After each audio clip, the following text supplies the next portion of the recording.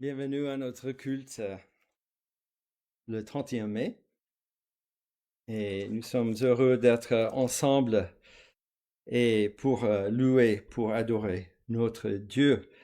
Et je vais vous lire un verset dans le premier chapitre aux Hébreux. Vous savez, cet épître qu'on vient d'étudier beaucoup, écrit par l'apôtre, on ne sait pas l'auteur en fait, mais c'était adressé aux Hébreux, aux Juifs, ceux qui sont très familiers avec la loi de Moïse, avec l'Ancien Testament pour nous. Et dans ce premier chapitre, Dieu a dit, il s'est révélé par les prophètes dans l'Ancien Testament. Et maintenant, il se révèle par son Fils. Il a parlé par son Fils. Et beaucoup de versets. Nous avons aussi cette joie de Christ. Et donc, je vous invite à ouvrir le livre des cantiques, et nous allons chanter le numéro 61. Tout joyeux, bénissons le Seigneur, chantons et célébrons ses louanges, adorons avec foi le Sauveur, nous joignons au céleste phalange. Le numéro 61.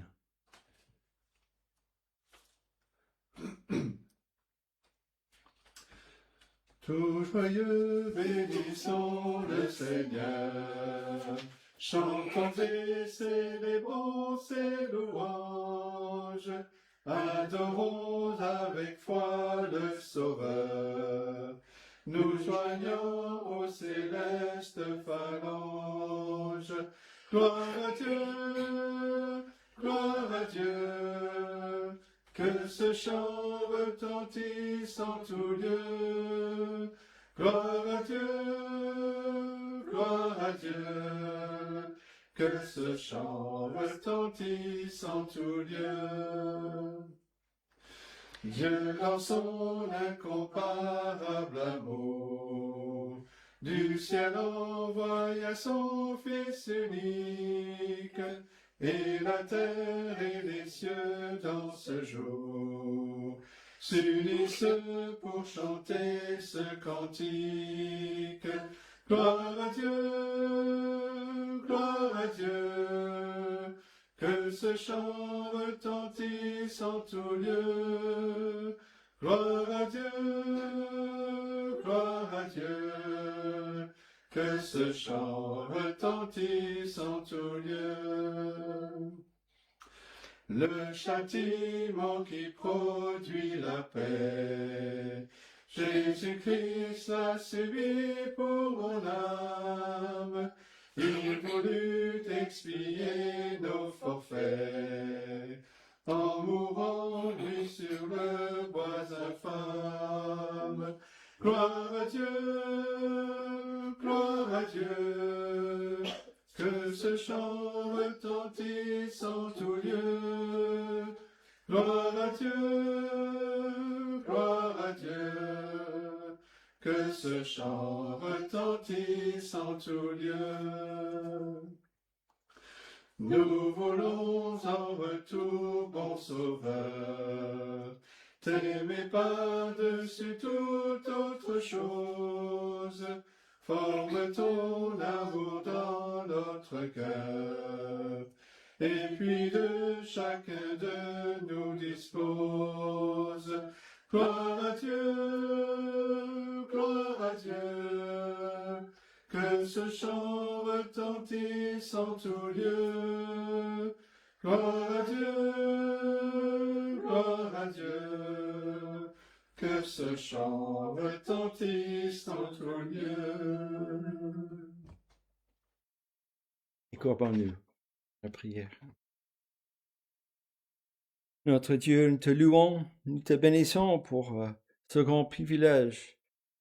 Nous pouvons nous réunir pour te louer, pour t'adorer, pour faire monter nos notre reconnaissance à toi, notre Créateur, le Créateur de l'univers, de toutes choses, de Dieu tout-puissant et souverain, de Dieu qui règne éternellement. Oui, tu nous as créés, mais nous sommes rebelles à toi dans notre nature humaine qui a cette déobéissance. Et nous avons ce péché qui nous sépare de toi. Mais tu t'es révélé dans ta parole que tu as donné un moyen d'être réconcilié à toi. Tu as envoyé ton Fils Jésus-Christ sur cette terre pour accomplir ce salut. Et comme nous venons de chanter, ce châtiment qui produit la paix, qui est dû à nous, qui t'ont désobéi. Jésus-Christ, il a subi pour nos âmes. Et par son sacrifice, il a enlevé nos péchés devant ta face. Et cette paix qui est venue, c'est aussi une joie pour te connaître, parce que c'est une grâce. Nous n'avons rien fait pour mériter. Et donc, cette joie que nous avons ne vient pas de nous, ça vient de toi. Et une joie qui n'est pas basée sur nos circonstances et nos émotions changeant continuellement. Non, nous sommes pleins de cette joie de Christ. Et donc, unis à lui, dans sa mort, dans sa résurrection, dans ses souffrances, et aussi dans ses bénédictions, de fruits qu'il a portés pour tous ses élus. Eh bien, nous voulons te louer et te bénir. Alors, nous voulons prier pour nos frères et nos sœurs en Christ qui sont abattus, que ce soit en dehors ou au dedans. Nous pensons pour eux dans ce moment qu'ils rappellent ce que tu as fait pour eux, que ton amour qui ne chancelle jamais, parce que tu nous as rachetés par le sang de ton Fils sur ce bois infâme,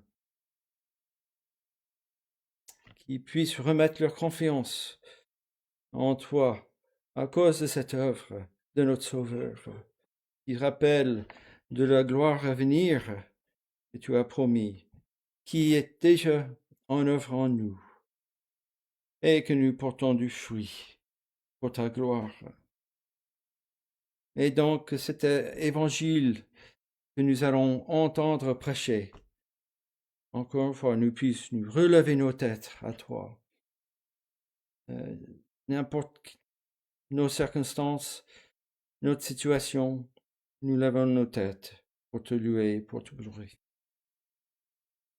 Que tu sois avec ton serviteur qui apporte le message, que l'onction de ton esprit puisse œuvrer, que nous puissions entendre ta voix dans ta parole pour chacun de nous et nos cœurs. Nous demandons toutes ces choses au nom de Jésus-Christ. Amen. Et je vous invite à ouvrir le livre des cantiques pour chanter le numéro 60. Non, pas 60. Un peu loin. 300.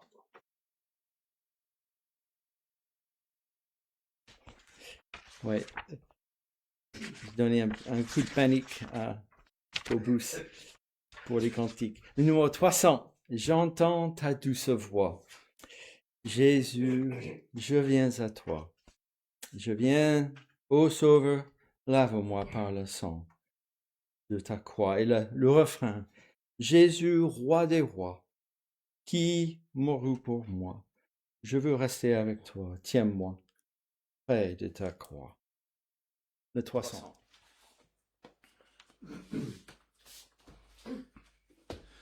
J'entends ta douce voix, Jésus, je viens à toi. Je viens, ô Sauveur, lave-moi par le sang de ta croix.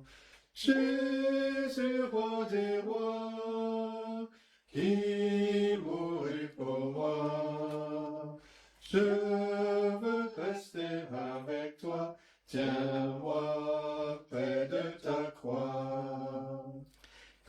J'entends ta douce voix qui me dit crois en moi. Je crois, Seigneur, soutiens ma foi, tiens-moi près de ta croix.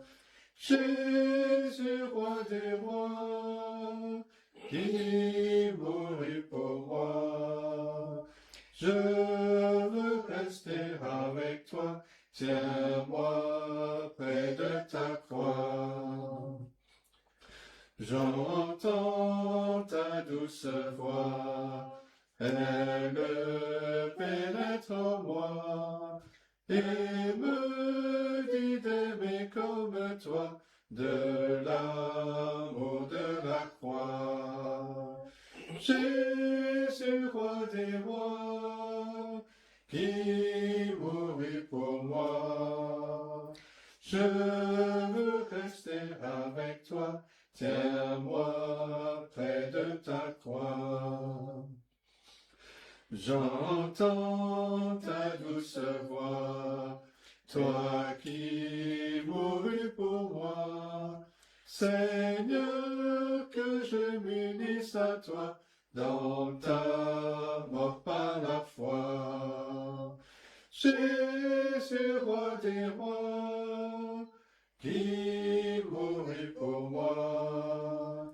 Je veux rester avec toi, tiens-moi près de ta croix. Et je vous invite à ouvrir la parole de Dieu dans les psaumes, le psaume 45. Alors, le psaume 45, c'est un cantique, une chanson de mariage. Un mariage royal. Et peut-être ce cantique, ce psaume a été chanté plusieurs fois dans l'histoire d'Israël à des occasions, des rois qui succédaient. Et on peut le lire comme ça, hein, si on veut. Les versets 2 à 9, c'est des louanges du roi. Et puis, le 10, verset 10 à 15, c'est l'appel de la reine. Et puis, les versets après, une conclusion. Mais le verset 9 d'Hébreux est pris de ce psaume. Alors nous, puisque le verset en hébreu parle de Christ, nous pouvons très bien aussi appliquer ce psaume à Christ, le roi des rois, et son épouse, l'Église. Et nous avons aussi ce beau passage dans le Nouveau Testament, de cette image de comparaison comparaison de le mari et la femme, le mariage dans l'Éphésiens chapitre 5, n'est-ce pas? Et donc, nous pouvons regarder ce passage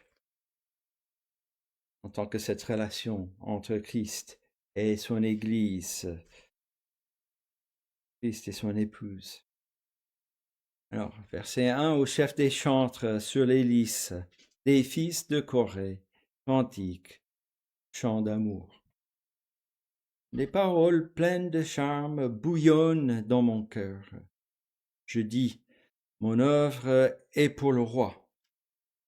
Que ma langue soit comme la plume d'un habile écrivain. Tu es le plus beau des fils de l'homme. La grâce est répandue sur tes lèvres. C'est pourquoi Dieu t'a béni pour toujours. Vaillant guerrier, ceins ton épée, ta parure et ta gloire. Oui, ta gloire. Sois vainqueur, monte sur ton char. Défends la vérité, la douceur et la justice, et que ta droite se signale par de merveilleux exploits. Tes flèches sont aiguës. Des peuples tomberont sous toi, elles perceront le cœur des ennemis du roi. Ton trône, ô Dieu, est à toujours. Le sceptre de ton règne est un sceptre d'équité. Tu aimes la justice et tu hais la méchanceté. C'est pourquoi, ô Dieu, ton Dieu t'a oint d'une huile de joie, par privilège, sur tes collègues. La myrrhe, l'aloe et la casse parfument tous tes vêtements. Dans les palais d'ivoire, les instruments à cordes te réjouissent. Des filles de roi sont parmi tes bien-aimés. La reine est à ta droite, pareille d'Ophir. Écoute, ma fille, vois et prête l'oreille. Oublie ton peuple et la maison de ton père. Le roi porte ses désirs sur ta beauté. Puisqu'il est ton Seigneur, rends-lui tes hommages. Et avec des présents, la fille de Tyr, les plus riches du peuple, rechercheront ta faveur. Toute resplendissante est la fille du roi dans l'intérieur du palais. Elle porte un vêtement tissé d'or. Elle est présentée au roi, vêtue de ses habits brodés, et suivie des jeunes filles, ses compagnes, qui sont amenées auprès de toi. On les introduit au milieu des réjouissances et de l'allégresse. Elle entre dans le palais du roi. Tes enfants prendront la place de tes pères. Tu les établiras princes dans tout le pays. Je rappellerai ton nom dans tous les âges. Aussi les peuples te loueront-ils éternellement et à jamais. Et je vous invite à ouvrir encore de nouveau le livre des Cantiques. Et nous allons chanter le 63. Pour ça, je me suis trompé. 63.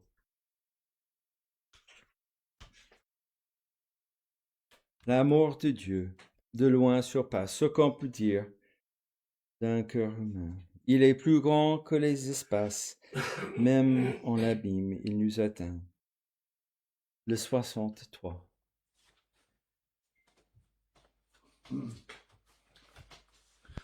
L'amour de Dieu de loin surpasse ce qu'on peut dire d'un cœur humain. Il est plus grand que les espaces, même en l'abîme, il nous atteint. Pour le péché de notre monde, Dieu nous donna Jésus. Il nous pardonne, ô Père profond,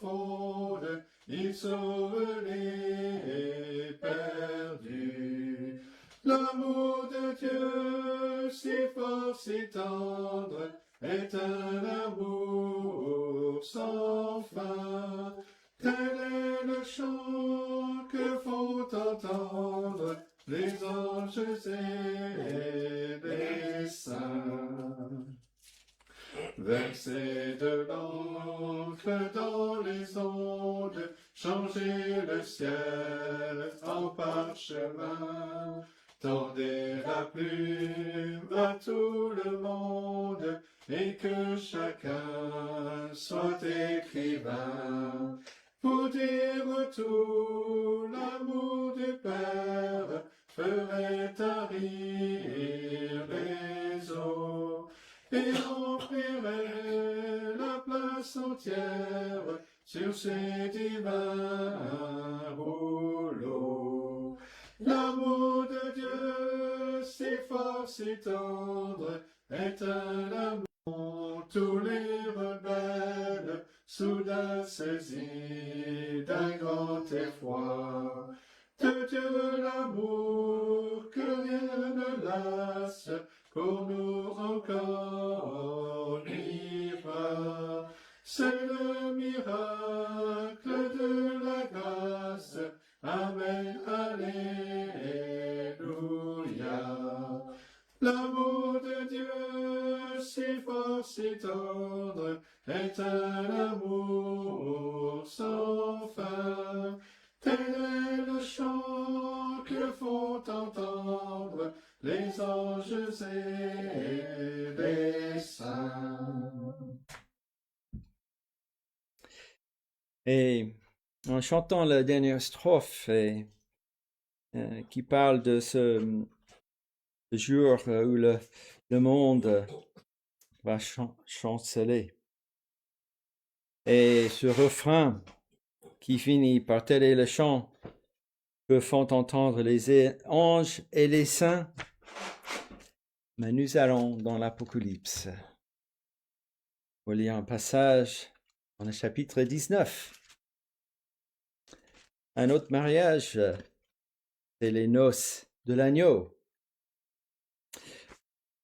Et ici, c'est la consommation, n'est-ce pas, finale de Christ et son Église. Nous voyons la joie ici pour l'épouse de l'agneau. Et nous allons lire les premiers 10 versets, chapitre 19. Après cela, j'entendis dans le ciel comme la voix forte d'une foule nombreuse qui disait « Alléluia ! Le salut, la gloire et la puissance sont à notre Dieu, parce que ses jugements sont véritables et justes. Car il a jugé la grande prostituée qui corrompait la terre par sa débauche, et il a vengé le sang de ses serviteurs en le redemandant de sa main. Et ils diront une seconde fois, Alléluia, et sa fumée monte au siècle des siècles. Et les 24 vieillards et les 4 êtres vivants se prosternèrent et adorèrent Dieu assis sur le trône en disant Amen, Alléluia. Et une voix sortit du trône, disant Louez notre Dieu, vous tous ses serviteurs, vous qui le craignez, petits et grands. Et j'entendis comme la voix d'une foule nombreuse, comme un bruit de grosses eaux et comme un bruit de forts coups de tonnerre, disant Alléluia, car le Seigneur, notre Dieu Tout-Puissant, est entré dans son règne. Réjouissons-nous, soyons dans l'allégresse et donnons-lui gloire, car les noces de l'agneau sont venues. Son épouse s'est préparée, et il lui a été donné de se revêtir d'un fin lin, éclatant, pur, car le fin lin, ce sont les œuvres justes des saints. L'ange me dit, écris, Heureux ceux qui sont appelés au festin des noces de l'agneau. Puis il me dit, ces paroles sont les véritables paroles de Dieu. Je tombai à ses pieds pour l'adorer, mais il me dit, garde-toi de le faire. Je suis ton compagnon de service et celui de tes frères qui ont le témoignage de Jésus. Adore Dieu, car le témoignage de Jésus est l'esprit de la prophétie. Et jusque-là, la lecture de la parole t'invite à continuer là où cette grande bataille allait avoir lieu par la suite. Et donc, chantons le 145 avant la prédication. Nous allons directement au message par la suite. Le 145. Un cantique sur le retour de notre Sauveur. Plein d'espoir, levons la tête, car bientôt Jésus revient. Tous nos cœurs seront en fête. Il viendra chercher les siens. Le 145.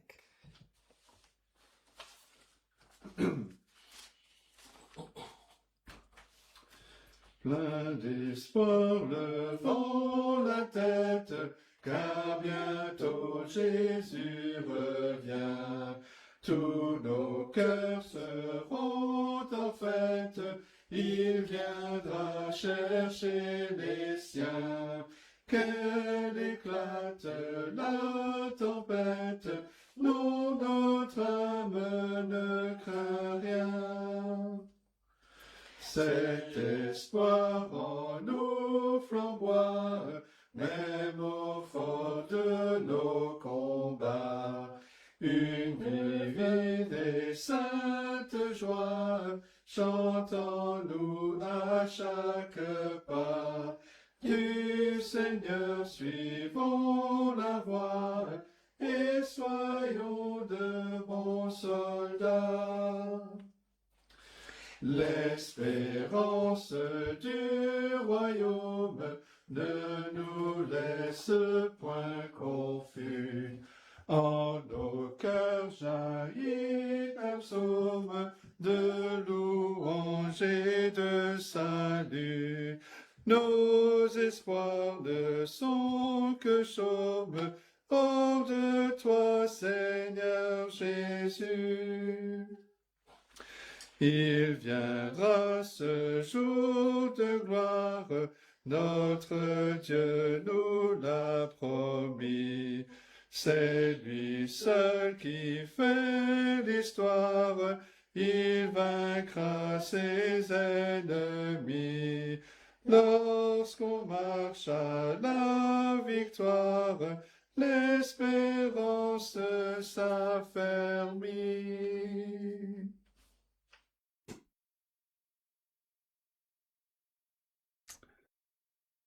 Je vous invite à ouvrir la parole de Dieu dans la lettre de Paul aux Colossiens.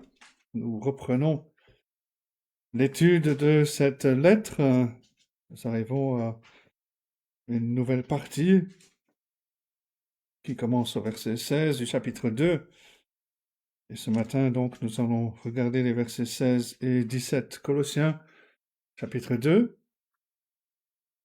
Nous lisons les versets 16 et 17. À partir du verset 16, voici la parole de Dieu. Que personne donc ne vous juge au sujet du manger ou du boire, ou au sujet d'une fête, d'une nouvelle lune ou des sabbats. C'était l'ombre des choses à venir. Mais le corps ou la réalité est en Christ. Et c'est la parole de Dieu. Pour beaucoup de chrétiens, la question de la liberté chrétienne semble être un sujet secondaire. Mais la fréquence et la ferveur avec lesquelles l'apôtre Paul aborde ce thème suggère le contraire, voir un bon film. Non, il craignait que par le légalisme, le croyant, en fait, passe à côté de Christ.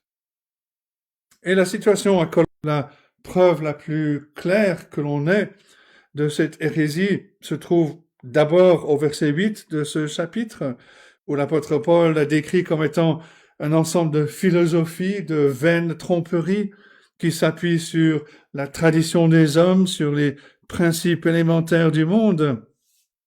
Mais elle se trouve aussi dans la fin de ce chapitre, qui commence au verset 16 et qui va jusqu'au verset 23, qui identifie les règles alimentaires, l'observance de jours particuliers, le culte des anges, la recherche de vision comme étant les préoccupations spirituelles de ces faux enseignants.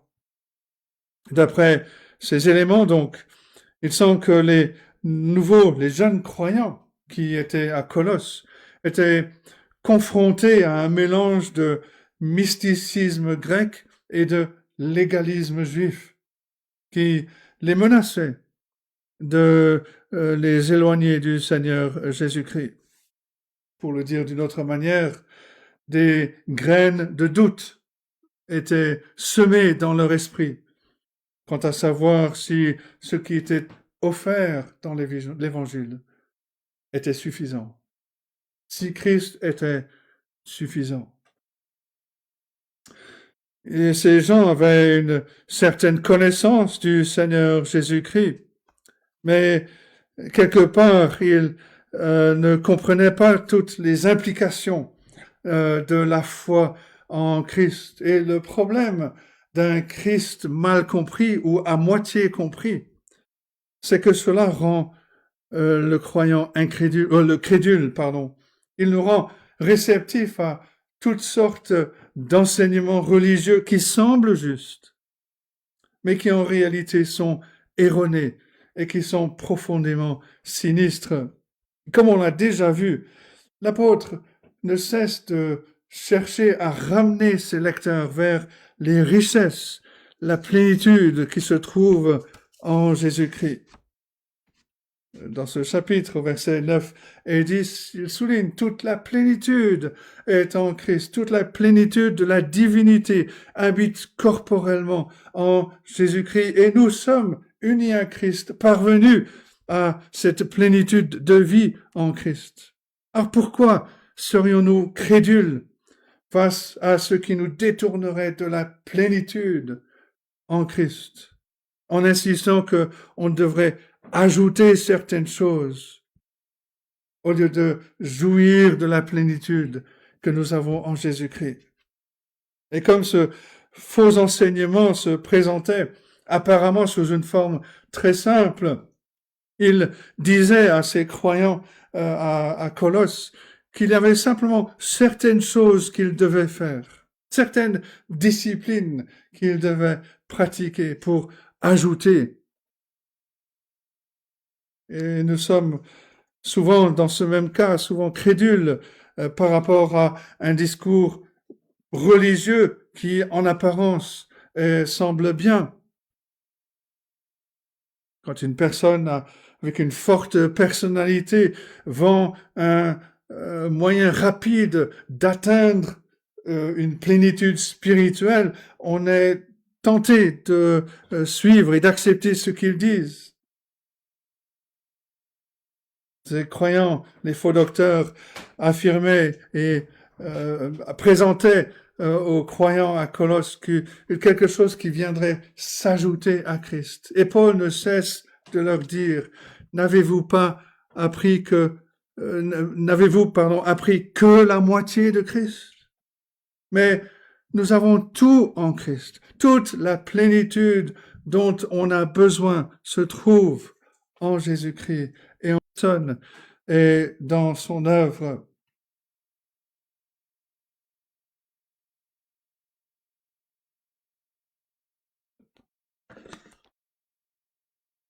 Voilà.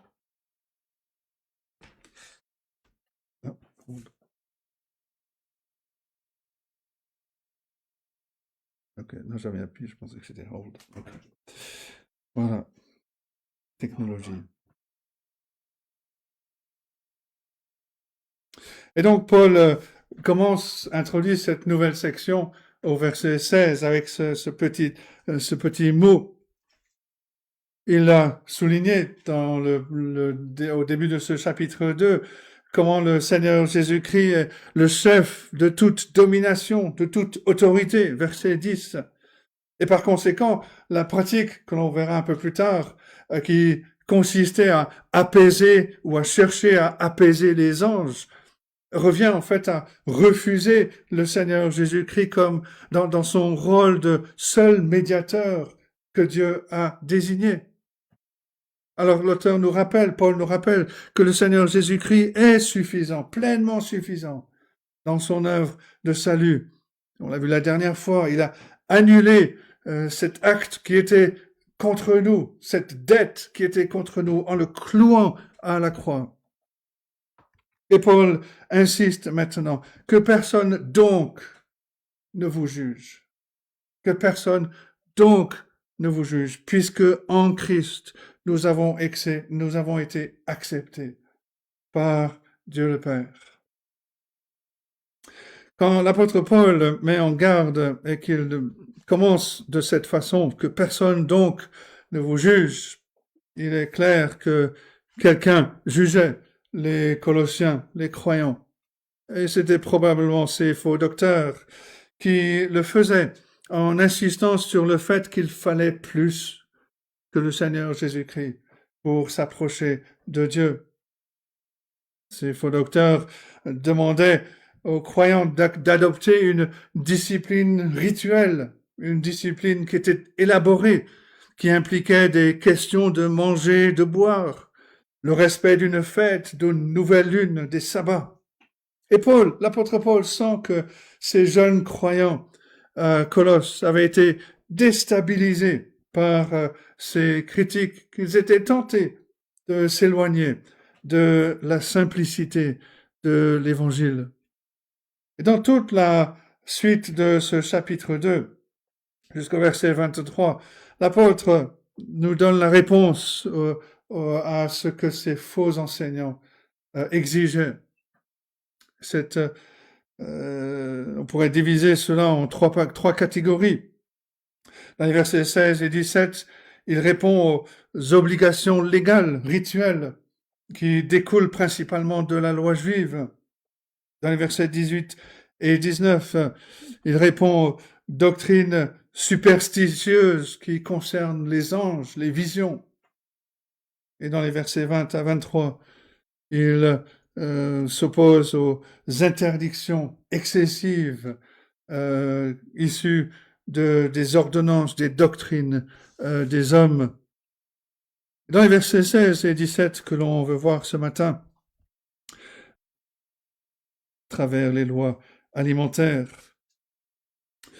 s'il est vrai que de nombreuses sectes de l'Antiquité imposaient des restrictions alimentaires, notamment en ce qui concerne la viande, le fait que l'apôtre Paul qualifie ces règles d'ombre des choses à venir, comme il le dira plus tard, c'est-à-dire au sujet du Seigneur Jésus-Christ, cela indique qu'il fait ici référence aux lois alimentaires de l'Ancienne Alliance. Alors on trouve une liste, pour ceux qui veulent, une liste détaillée des aliments purs et impurs dans le livre du Lévitique, chapitre 11. Moïse le résumera plus tard en Lévitique 20, verset 25, en disant ceci: « Vous observerez la distinction entre les animaux purs et impurs, entre les oiseaux purs et impurs, afin de ne pas rendre vos personnes abominables par des animaux, par des oiseaux, par tous les reptiles de la terre que je vous ai appris à distinguer comme impurs. » Le premier but de cette interdiction de l'Ancienne Alliance, c'était pas de promouvoir la santé publique, mais c'était pour symboliser à la fois la séparation d'Israël des autres nations autour, des nations impies, mais c'était aussi pour symboliser la consécration du peuple à l'Éternel. Et on le voit ça dans le verset suivant. Lévitique 20, verset 26. Vous serez saints pour moi, car je suis saint, moi l'Éternel. Je vous ai séparés des peuples, afin que vous soyez à moi. Mais au fil du temps, le peuple juif est venu à considérer les lois alimentaires non seulement comme un symbole de sa séparation pour Dieu dans l'attente du Messie, mais aussi comme une source de sainteté. De plus en plus, le peuple ne prêtait plus attention aux péchés de son cœur. Ce qui comptait, c'était que sa nourriture soit cachère. Et le Seigneur Jésus-Christ a remis en cause cette obsession pour l'alimentation. En Matthieu 15, verset 11, il le rappelle ceci, ce n'est pas ce qui entre dans la bouche qui souille l'homme, mais ce qui sort de la bouche, c'est ce qui souille l'homme. C'est ce qui révèle la nature du cœur. Et quand l'apôtre Paul mentionne que les faux docteurs imposaient aussi des règles concernant la boisson, verset 16, ici, il fait très probablement référence non pas à la loi de l'Ancien Testament, mais plutôt à certains commandements de ces hérétiques, de ces faux enseignants.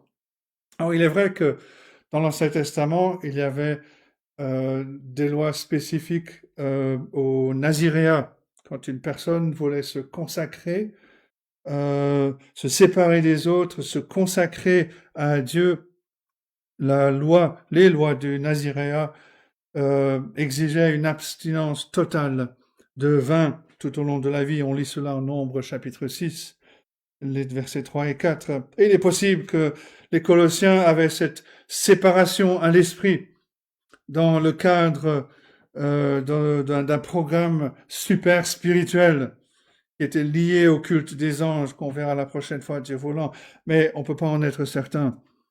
Quoi qu'il en soit, la préoccupation de l'apôtre Paul concernait toute approche de la spiritualité qui niait la suffisance du Seigneur Jésus-Christ dans son œuvre, dans sa mort et sa résurrection.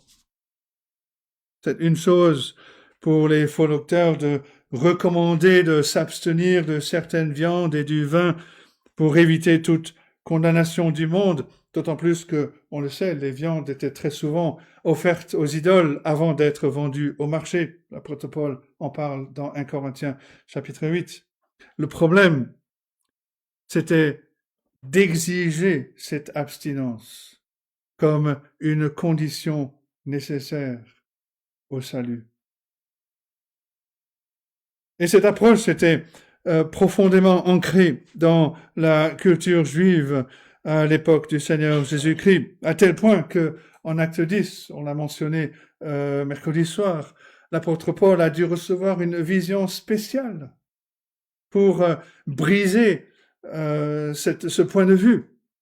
Vous vous rappelez, il a vu cette nappe descendre du ciel remplie d'animaux que la loi de l'ancienne alliance décrivait comme étant impurs.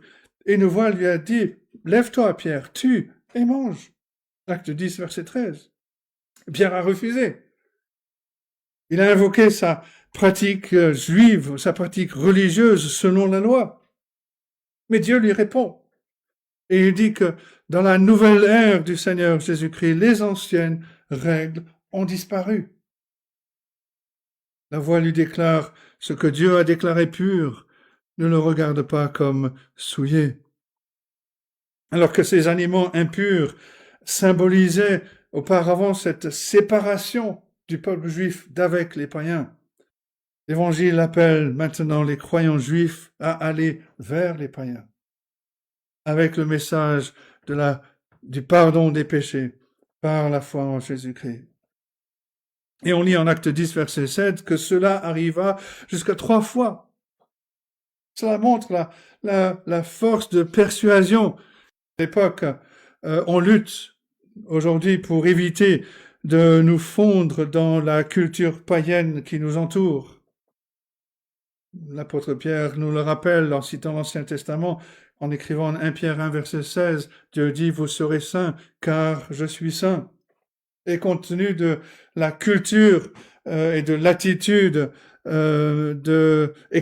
exhibitionniste de notre culture aujourd'hui, une culture qui affiche ouvertement son indécence, on va trouver nécessaire de se démarquer de certaines modes. Référence claire à la loi de l'Ancien Testament. Par fait, l'apôtre Paul fait sans doute référence aux 3 pèlerinages annuels à Jérusalem auxquels le peuple juif était appelé. Il y a la fête des pains sans levain, Pâques, la fête des semaines, Pentecôte, et la fête des tabernacles ou des tentes. Les nouvelles lunes marquaient le début d'un nouveau mois selon le calendrier lunaire.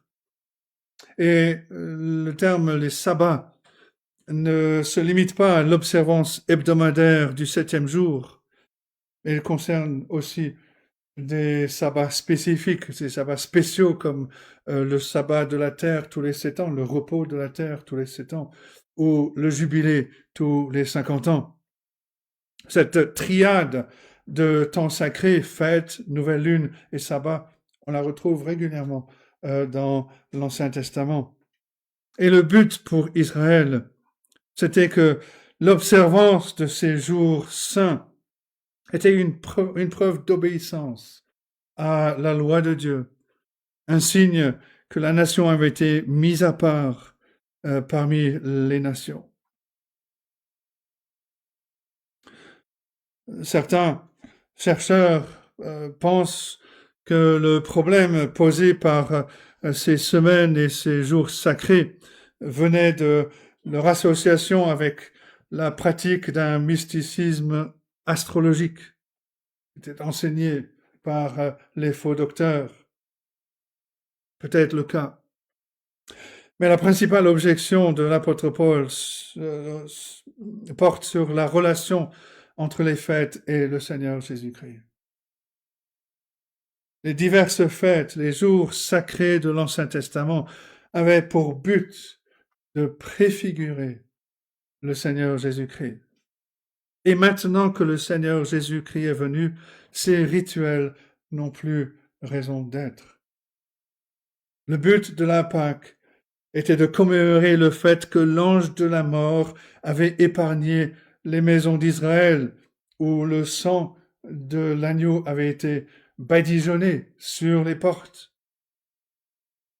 Ce symbole, bien sûr, est une référence claire au Seigneur Jésus-Christ, dont le sang versé fait passer la colère de Dieu au-dessus de nous. Nous ne subissons plus la colère de Dieu, puisque nous sommes lavés par le sang de Christ. L'apôtre Paul écrit dans sa première lettre aux Corinthiens, chapitre 5, verset 7, « Christ, notre Pâque, a été immolé. » Il a accompli, il a abrogé l'ancienne fête.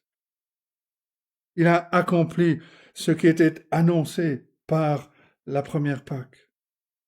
La Pentecôte célébrait le don de la loi de Dieu, et l'accomplissement a été l'envoi du Saint-Esprit par Dieu ce jour-là, à la suite de l'ascension du Seigneur Jésus-Christ au ciel. La fête des tabernacles célébrait la grâce de Dieu qui a pourvu aux besoins du peuple d'Israël pendant tout son exode, pendant sa traversée du désert. Et le Seigneur Jésus-Christ a accompli cette fête parce qu'il nous a ouvert la voie dans la terre promise. Dans chaque cas, la venue du Seigneur Jésus-Christ a accompli le but de la fête, le but de ce jour. Il a rendu la célébration de ces jours de l'ancienne alliance obsolète. La critique que l'apôtre Paul adresse aux jours sacrés dans ce passage a parfois été invoquée pour interdire aux églises toute célébration particulière comme Noël et Pâques. Peut-être que vous avez rencontré des personnes qui ne célèbrent pas, constitue un pas en arrière pour les chrétiens.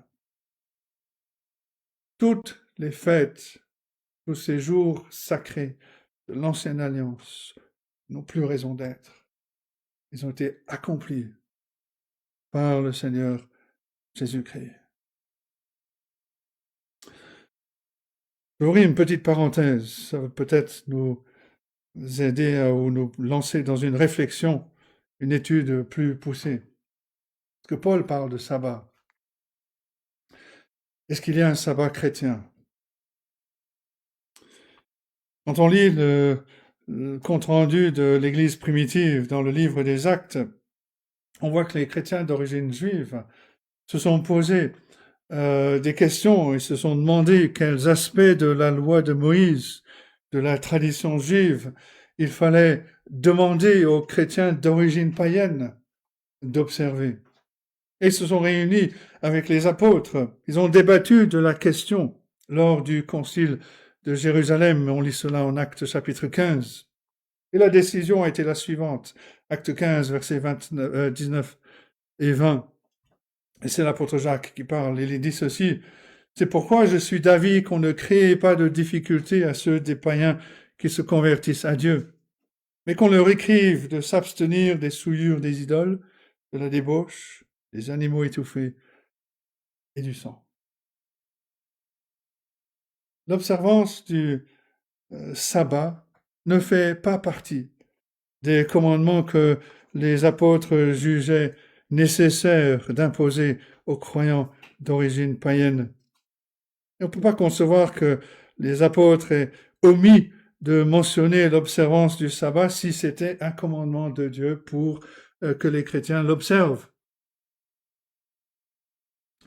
Mais on lit aussi dans le livre des Actes, chapitre 2, que les chrétiens étaient chaque jour tous ensemble, assidus au temple. Ils rompaient le pain dans les maisons, ils prenaient leur nourriture avec joie et simplicité de cœur, louant Dieu, trouvant grâce auprès de tout le peuple. Et le Seigneur ajoutait chaque jour à l'Église ceux qui étaient sauvés. Chaque jour. Il y a bien sûr un jour où ils se réunissaient régulièrement. C'était le premier jour de la semaine en l'honneur de la résurrection du Seigneur Jésus-Christ. Et c'est ce que nous faisons aussi. Nous observons, nous nous retrouvons le dimanche, non pas comme un sabbat dans le sens où rien n'est fait, aucune activité n'est faite, mais comme le jour où l'activité spéciale, principale, est que le croyant se retrouve pour adorer ensemble le Seigneur Jésus-Christ, pour savourer la paix qui découle de cette confiance dans la providence de Dieu, dans le salut qu'il a accompli parfaitement pour nous, qui nous permet de nous reposer dans sa souveraineté et d'être revigorés dans notre cœur, dans notre esprit, dans notre âme. Je referme la parenthèse. L'apôtre Paul donc a exhorté les Colossiens à ne pas se laisser juger pour ne pas suivre ces règles relatives à la nourriture, à la boisson, aux rites liés aux jours sacrés. Et dans le verset 17, il nous donne le principe d'interprétation qui vient défendre, étayer sa position. C'était l'ombre des choses à venir, mais le corps, la réalité, est en Christ, et c'est le troisième point. Ombre et réalité. Quand l'apôtre Paul évoque les aspects rituels de l'Ancien Testament, notamment les lois alimentaires, les jours sacrés, il les décrit comme une ombre par rapport à la réalité qui s'est manifestée avec la venue du Seigneur Jésus-Christ. Et son argumentation, c'est que ces rituels, ces jours, ces fêtes, tout cela, c'était des types, des illustrations de Christ. Quand on parle de type de Christ, on parle de ces choses, c'est à la fois ces institutions ou ces pratiques dont le but était de révéler une partie de l'œuvre du salut de Jésus-Christ, d'orienter les croyants de l'Ancien Testament à regarder, à attendre le Sauveur. Un exemple de type, c'était le temple, construit sur le mont Sion par Salomon, le lieu où Dieu devait demeurer de manière particulière au milieu de son peuple. Le Nouveau Testament considère que cette construction de l'Ancien Testament a trouvé son accomplissement en Christ.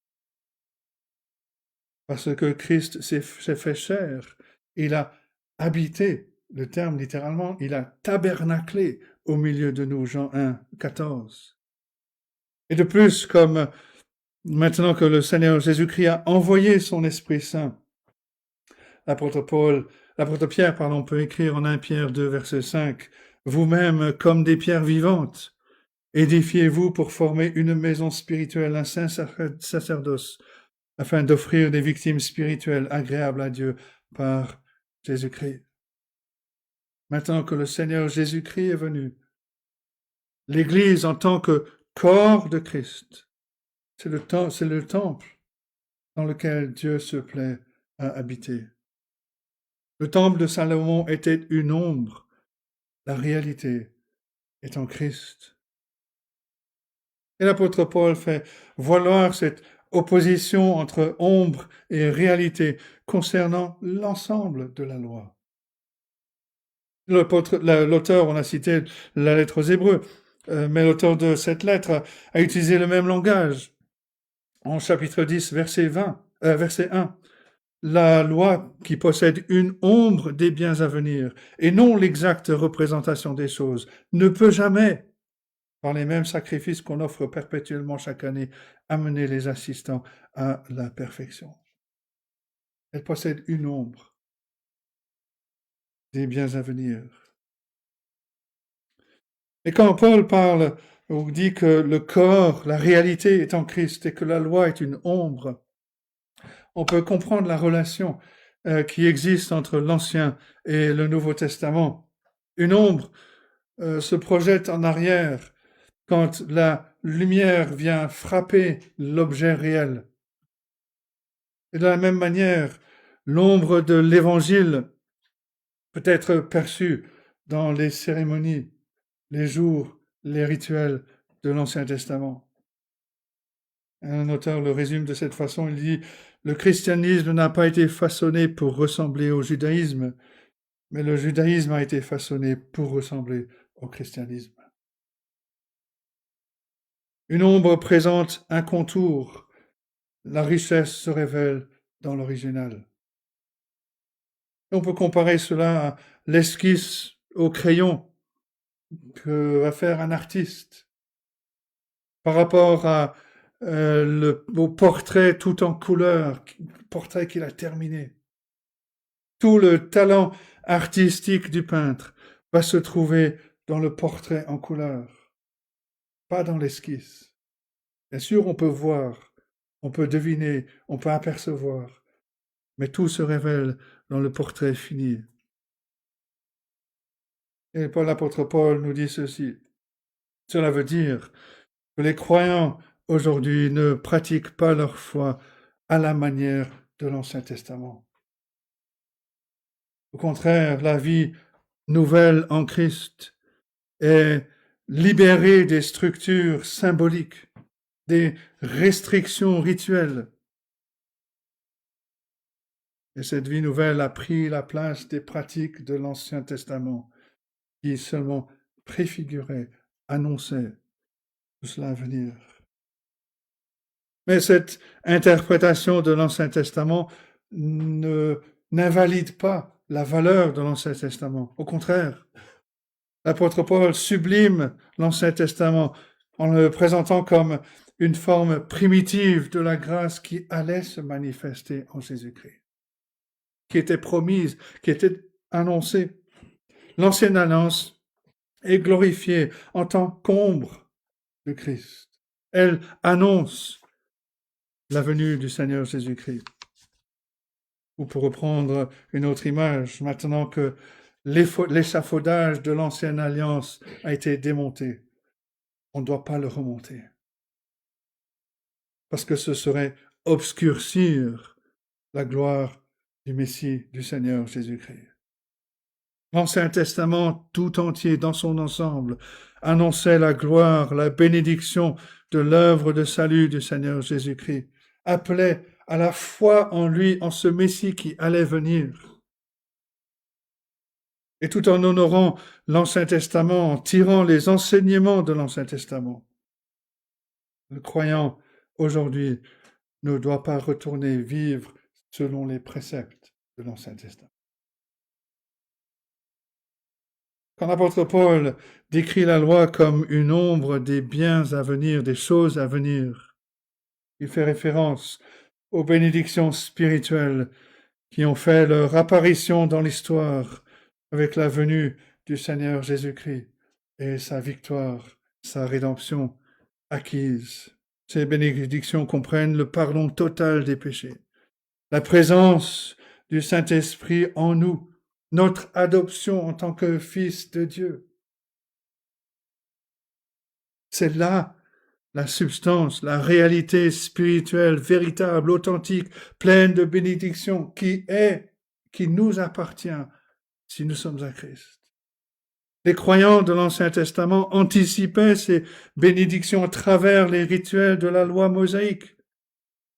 Les chrétiens qui possèdent ces substances ne doivent pas retourner à l'ancien modèle avec toutes ces exigences pesantes maintenant que le Seigneur Jésus-Christ est venu. Par exemple, les chrétiens aujourd'hui n'offrent plus de sacrifices d'animaux parce que l'agneau de Dieu a été offert. Il est venu. Il est mort pour nos péchés une fois pour toutes. Il disait d'aucune utilité que les sacrificateurs portent le costume somptueux d'Aaron, qui symbolise la sainteté du Seigneur Jésus-Christ, parce que notre grand souverain sacrificateur est venu et il s'est revêtu de l'humanité. Un habit bien plus précieux que les robes d'Aaron. Il a pris sur lui notre humanité. Aujourd'hui, les chrétiens sont libres de jeûner ou de s'abstenir comme ils le souhaitent en signe peut-être de tristesse ou en signe de se placer de manière encore plus forte, sous la dépendance de Dieu. Mais l'apôtre Paul insiste, on ne fait pas preuve d'une sainteté fondée sur des règles alimentaires, qu'il s'agisse de s'abstenir de viande ou d'observer une période comme le carême, alors que l'Esprit de Dieu est venu dans nos cœurs. On ne centre pas notre culte sur des jours saints qui anticipent le Seigneur Jésus-Christ. Mais on adore en regardant directement vers le Seigneur Jésus-Christ lui-même à travers sa parole et à travers la prédication de sa parole. Mais l'apôtre Paul insiste avant tout. On ne doit laisser personne porter de jugement par le biais de règles, de restrictions obligatoires qui substituent à l'évangile de Jésus-Christ la tyrannie des hommes. Le trait caractéristique de ces faux docteurs, de ces séducteurs, c'est de surcharger la conscience des hommes de cérémonies qui sont présentées comme étant essentielles, nécessaires au salut. Et c'est ensuite de condamner ceux qui ne les observent pas. On pourrait en dire autant des règles obligatoires qui vont au-delà de l'enseignement explicite du Nouveau Testament. Par exemple, il est certainement sage pour les chrétiens de consommer de l'alcool avec modération. Mais si on leur demande de s'en abstenir pour être chrétiens, alors les disciples de Jésus-Christ devraient refuser cet enseignement. De la même manière, il est bien pour une femme de se parer avec modestie, mais si on oblige une femme à porter un uniforme pour appartenir à Christ, alors la fille de Sion refusera. Notre règle est celle que l'on verra au chapitre 3, verset 11. Christ est tout. Il est tout ce dont nous avons besoin pour le salut, mais il est aussi tout en ce qui concerne notre obéissance. Il est le Seigneur souverain que nous servons par-dessus tout. Christ est tout. Alors, quelle est la règle qui doit guider notre vie chrétienne? La description que fait l'apôtre Paul de la loi comme l'ombre des choses à venir, dont la réalité, le corps est en Christ, cela nous indique comment nous sommes appelés à venir, puisque le Seigneur Jésus-Christ est venu, sa parole, on doit obéir.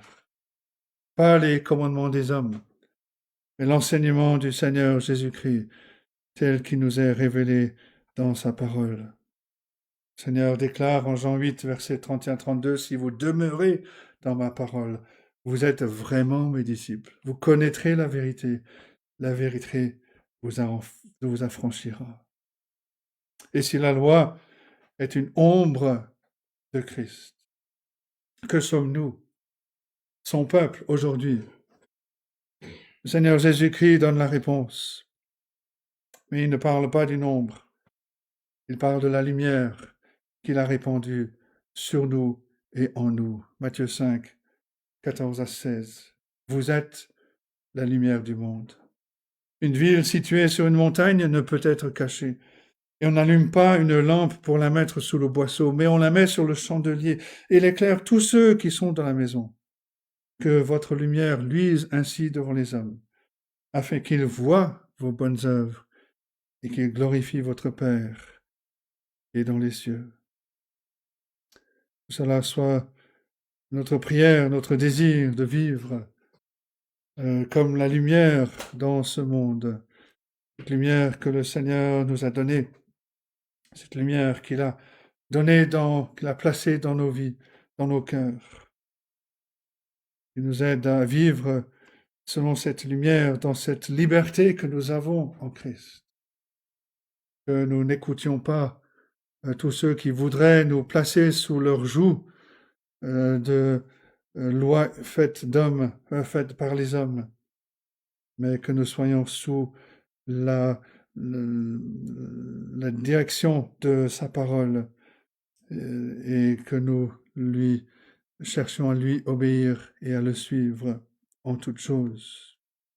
La loi est une ombre, la réalité est en Christ. Que Dieu nous aide à méditer ces choses, qu'il bénisse sa parole. Amen.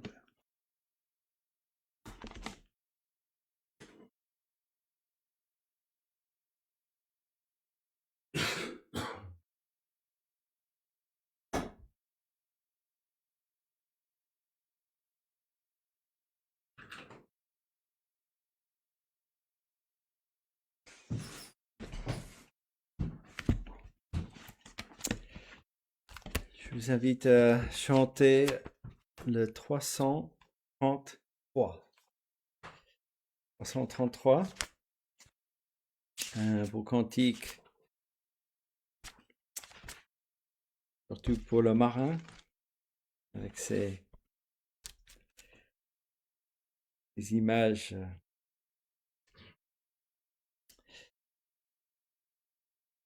Je lève les yeux vers Christ.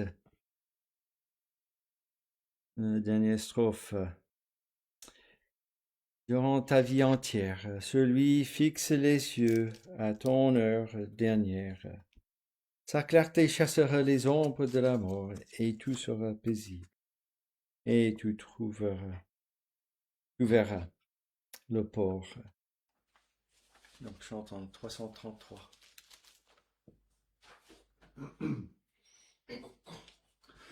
Lève les yeux vers Christ, toi qu'assaille l'orage. Il peut par son regard animer ton courage. La mer est menaçante et fait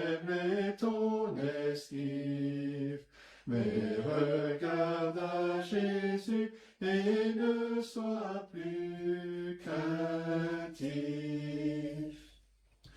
Lève les yeux vers Christ, sur les flots il s'avance, du geste et de la voix leur imposant silence. L'harmonie et la paix accompagnent Jésus. Lève les yeux vers lui, frère, et ne tremble plus.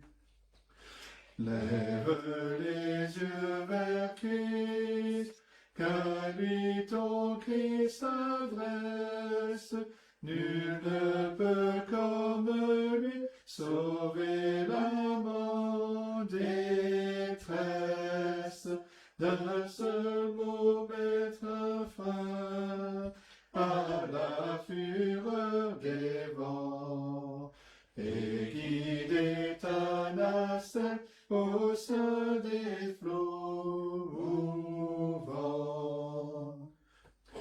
Oh, regarde à Jésus durant ta vie entière, sur lui fixe les yeux à ton heure dernière.